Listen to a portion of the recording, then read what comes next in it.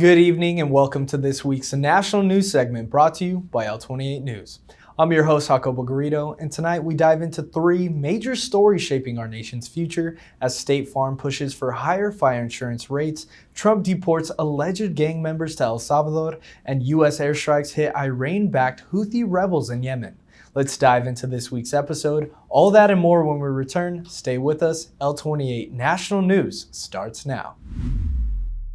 State Farm, one of the largest home insurance providers in the country, has submitted a proposal to the California Department of Insurance requesting a fire insurance rate increase for homeowners.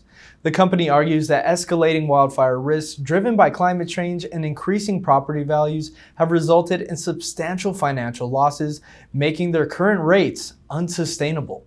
State Farm stopped issuing new home insurance policies in California last year, citing the rising cost of claims and the difficulty in securing adequate reinsurance. This latest request follows a wider trend of insurers reducing their exposure in high-risk areas, leaving many homeowners scrambling for coverage through the state's last resort insurer, the California Fair Plan.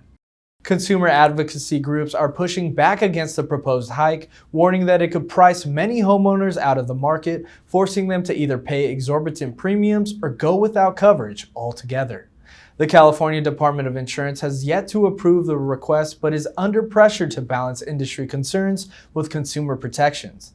We'll keep you updated as the situation develops.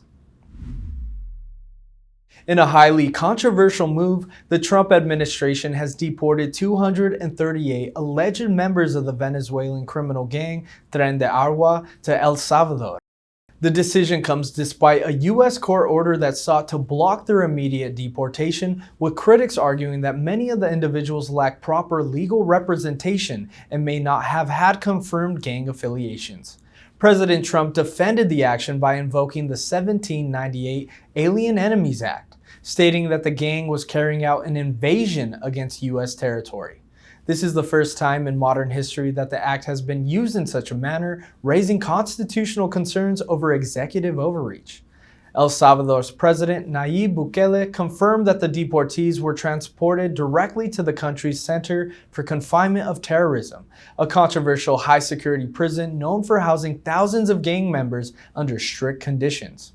Bukele's administration, which has taken a hardline stance on crime, stated that it will conduct thorough investigations to determine whether all detainees are indeed affiliated with criminal organizations.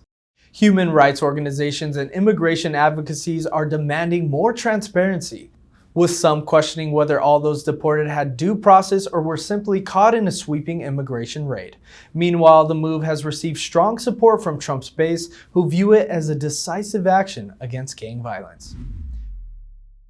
Over the weekend, President Donald Trump ordered a series of airstrikes targeting Iran-backed Houthi rebels in Yemen, marking the first major U.S. military action in the region under his second administration.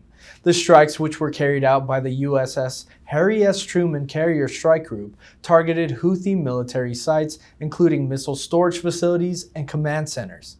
According to U.S. officials, the operation was launched in response to continued Houthi attacks on Red Sea shipping routes, which have disrupted global trade and pose a direct threat to U.S. and allied vessels. The attacks by the Houthis, who have been emboldened by support from Iran, have raised concerns about the security of international waterways, prompting the White House to take swift military action. The airstrikes reportedly killed at least 31 people, including several Houthi commanders, but also resulted in civilian casualties, including women and children. Houthi leaders have condemned the U.S. strikes and vowed retaliation, stating that they will continue their fight against U.S. interests and maintain their support for Palestinian forces in Gaza. This latest development raises concerns about a potential wider regional conflict as tensions between the U.S. and Iran remain high. Analysts warn that continued escalation could trigger further instability in the Middle East, affecting not only regional security, but also global energy markets. Well, that wraps up tonight's national news segment here on L28 News. From looming fire insurance hikes to Trump's latest deportation crackdown and U.S. strikes on Houthi rebels, we'll continue to keep you updated on these stories and more as they unfold. I'm Jacobo Garrido, and on behalf of the entire L28 team, thank you for tuning in, stay safe, and good night. If you want to stay informed on the latest news impacting our country, be sure to subscribe to our YouTube channel by scanning the QR code below.